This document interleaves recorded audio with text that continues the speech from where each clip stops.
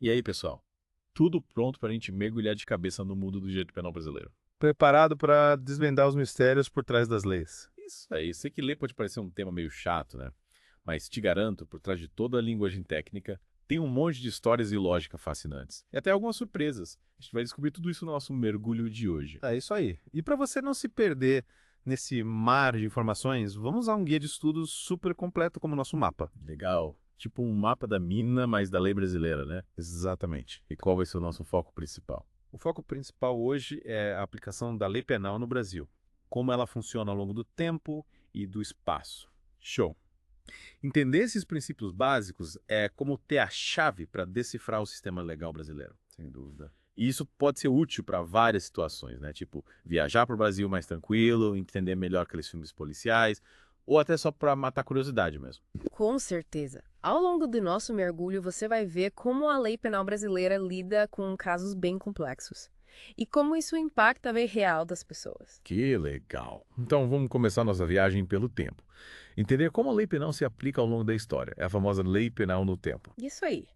E o ponto de partida dessa viagem é o princípio do tempus regit actum. Tempus regi actum, para esse nome de feitiço. Em outras palavras, a gente usa a lei que estava valendo na época em que o crime aconteceu para julgar ele. Faz sentido. Afinal, o que era moda antigamente, hoje em dia a gente pode achar até meio estranho, né? Com as leis é a mesma coisa. Exato. Mas, como em todo bom sistema, sempre tem as exceções. Me conta mais sobre isso. Quais são essas exceções? Uma delas é a retroatividade da lei penal. Retroatividade. A lei pode voltar no tempo. É mais ou menos isso. Acontece quando uma lei nova, mais favorável para a pessoa acusada, pode ser aplicada a crimes que aconteceram antes dela entrar em vigor. Espera aí, então quer dizer que mesmo quem já foi condenado pode se beneficiar de uma lei nova mais branda. Exatamente. A ideia é que a justiça sempre deve buscar o melhor para a pessoa acusada. Mesmo que isso signifique rever decisões do passado. Interessante. Mas essa retroatividade se aplica a todos os casos. Não, ela se aplica em casos bem específicos. Quais casos, por exemplo? Um deles é a abolição de um crime. O famoso abolitio criminis. Abolição de um crime. Que interessante. Me dá um exemplo. Por exemplo, o adultério não é mais crime no Brasil. Então, se alguém foi condenado por adultério no passado, a pena pode ser extinta. Caramba! É como se a lei acompanhasse a evolução da sociedade. Exatamente. A lei reflete os valores da sociedade e o que era considerado crime no passado pode não ser mais hoje em dia. E se a nova lei não acaba com o crime, mas só diminui a pena? Nesse caso, a retroatividade também vale. Se uma lei nova diminui a pena por um crime específico, essa nova pena mais leve vai ser aplicada para quem já foi condenado antes. Nossa, que notícia boa. Então, a lição aqui é: mesmo quem já foi condenado por um crime pode ter uma segunda chance se uma lei nova mais branda entrar em vigor. Isso mesmo. Mas a viagem no tempo não acaba por aqui. Agora vamos falar da ultratividade da lei penal. Ultratividade. Parece coisa de filme de ficção científica. Apesar do nome, a ultratividade não é tão complicada assim. Acontece quando uma lei, mesmo depois de expiada, continua valendo para crimes que aconteceram enquanto ela estava em vigor. Tipo, a lei tem um poder de continuar no tempo, mesmo depois de ter sido revogada. Uma boa forma de pensar. Mas me dá um exemplo para visualizar melhor essa ultratividade. Lembra das leis especiais criadas para a Copa do Mundo de 2014 no Brasil? Elas tinham um prazo de validade, certo?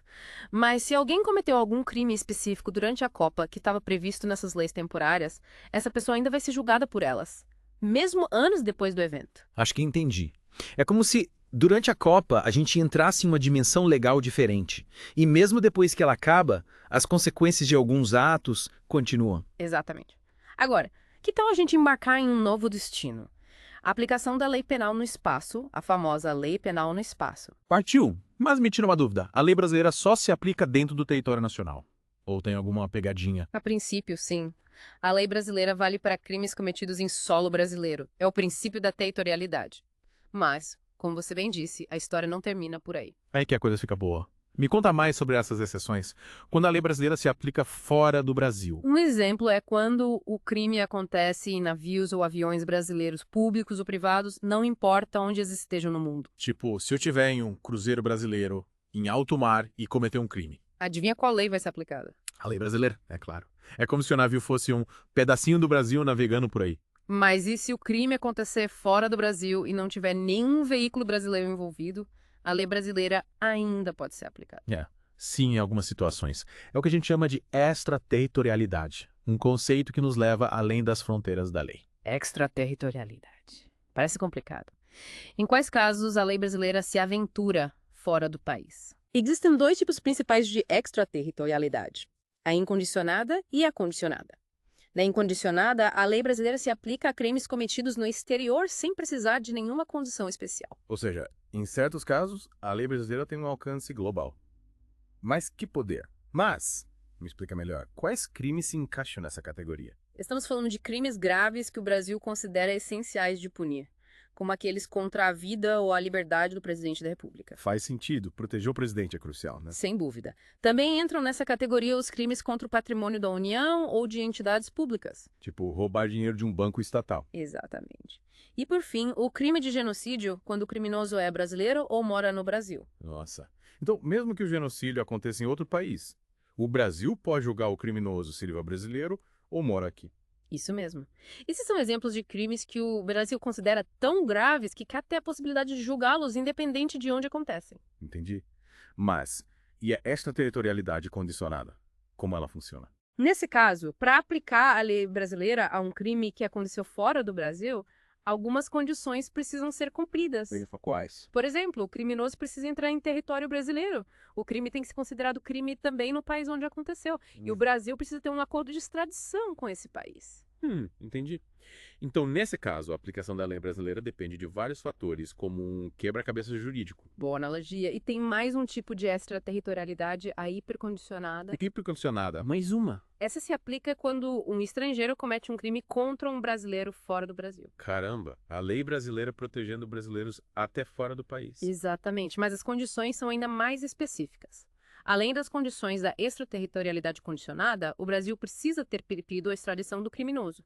E esse pedido precisa ter sido negado pelo país onde o crime aconteceu. Nossa, quanta extraterritorialidade! É incrível como o direito penal brasileiro consegue se adaptar a diferentes situações e garantir que a justiça seja aplicada mesmo em casos que ultrapassam as fronteiras do país. Mas me explica uma coisa: como a lei define o local exato onde um crime aconteceu? Às vezes a ação começa em um lugar e termina em outro, como a gente define isso? Excelente pergunta. Para isso, a lei brasileira usa a teoria da ubiquidade. Ela considera que o crime aconteceu tanto no lugar onde a ação começou, quanto no lugar onde o resultado aconteceu. Me dá um exemplo para ilustrar essa teoria. Claro, imagina que alguém dispara um tiro de um estado brasileiro para outro e a vítima morre no estado vizinho. Nesse caso, o crime é considerado como tendo acontecido nos dois estados. Interessante. Então a lei considera todos os lugares envolvidos na ação e no resultado do crime. Isso mesmo, garantindo que a justiça seja aplicada de forma mais completa. Legal.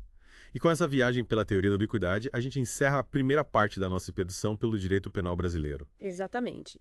E na próxima etapa da nossa jornada, vamos explorar a fundo a extraterritorialidade, entendendo seus detalhes e implicações. Até lá! É isso aí. A extraterritorialidade é um dos assuntos mais instigantes do direito penal.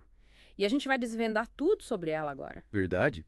Fiquei curioso para saber mais sobre como a lei brasileira pode ser aplicada a crimes que acontecem em outros países. É como se a justiça não se limitasse às fronteiras, né? Mas me explica uma coisa. Essa aplicação da lei brasileira no exterior é ilimitada. De jeito nenhum. A extraterritorialidade segue regras e princípios bem específicos. Para entender melhor, vamos fazer uma analogia. Imagina que cada país é como uma casa, com suas próprias regras e leis. Legal, gostei da analogia. Então, a extraterritorialidade seria como uma permissão especial para que a lei de uma casa, no caso o Brasil, pudesse ser aplicada em outra casa, ou seja, em outro país. Entendi.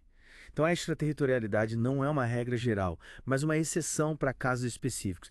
Quem decide se a lei brasileira pode ser aplicada fora do Brasil? Essa permissão especial, ou seja, a extraterritorialidade, é definida pelo próprio Código Penal Brasileiro, no artigo 72.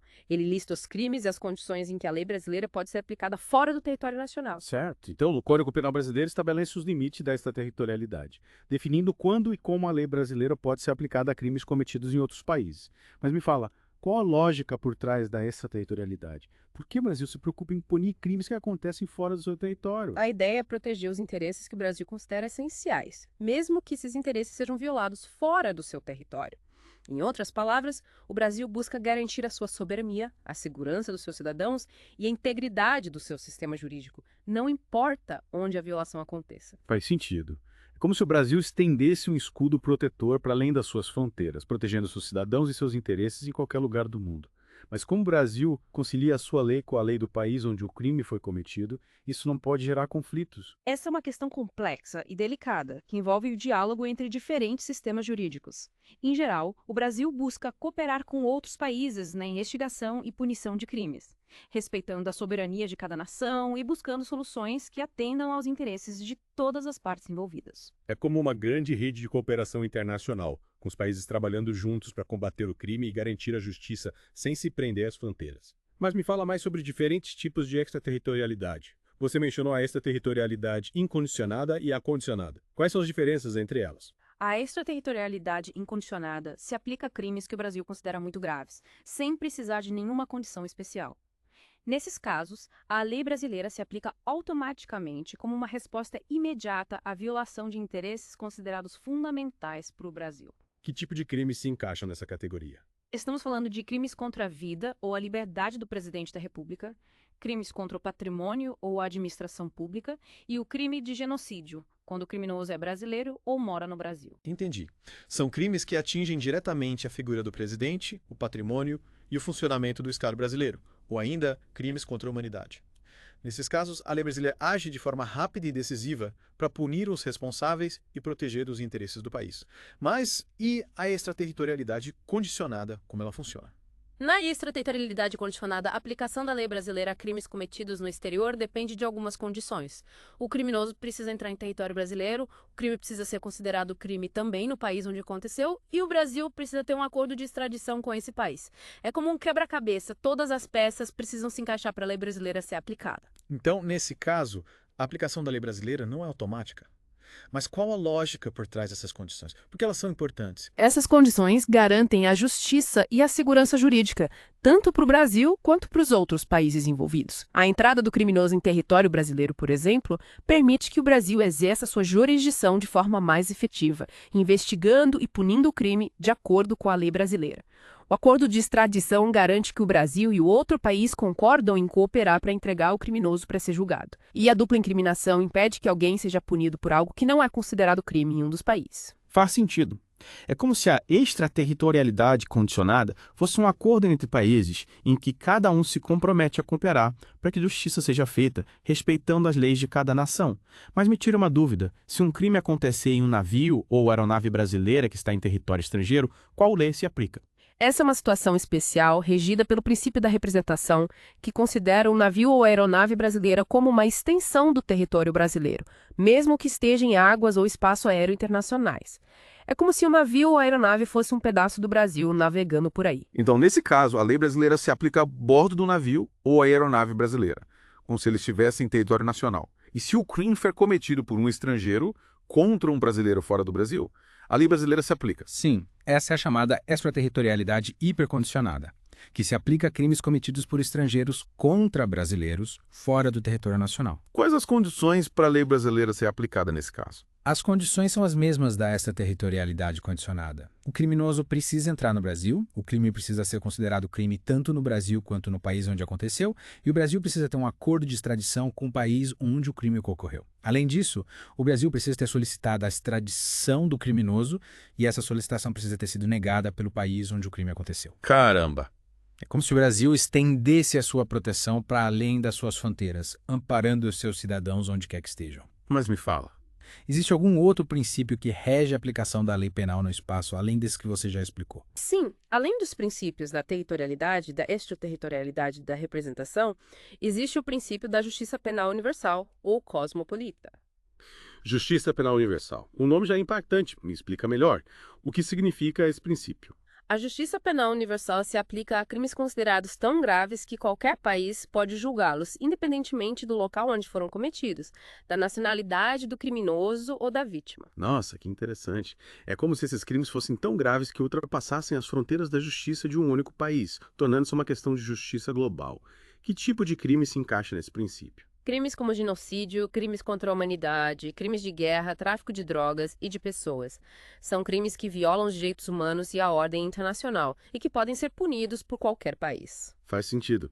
São crimes que chocam o mundo inteiro e exigem uma resposta firme e unificada da comunidade internacional. Nesses casos, a justiça se torna global, indo além das fronteiras de cada país. Mas me fala, Como o Brasil se posiciona em relação à justiça penal universal? O Brasil reconhece a importância da justiça penal universal e participa de esforços internacionais para combater esses crimes. A Constituição Federal de 1988, por exemplo, prevê a possibilidade de extradição de estrangeiros acusados de crimes de genocídio, mesmo que o crime não tenha sido cometido no Brasil. Então o Brasil está junto com a comunidade internacional na luta contra crimes que afetam a humanidade como um todo, reconhecendo a importância da justiça penal universal para garantir a paz e a dignidade humana.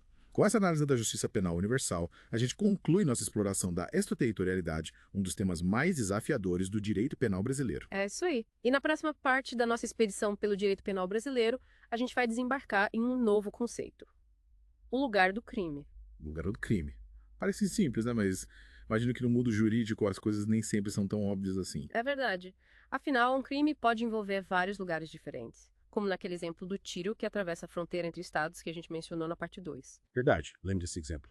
Como a lei brasileira lida com essa complexidade. Para determinar o local do crime, o direito penal brasileiro usa a teoria da ubiquidade, também conhecida como teoria mista ou híbrida. Teoria da ubiquidade. Que nome complicado. Simplificando, essa teoria considera que o crime acontece tanto no lugar onde a ação criminosa começa, quanto no lugar onde o resultado acontece. Ah, entendi. Tipo, a lei considera todos os lugares envolvidos no crime, do começo ao fim. Exatamente. E essa amplitude da teoria da ubiquidade tem um objetivo: garantir que a lei seja aplicada de forma mais completa e justa. Faz sentido.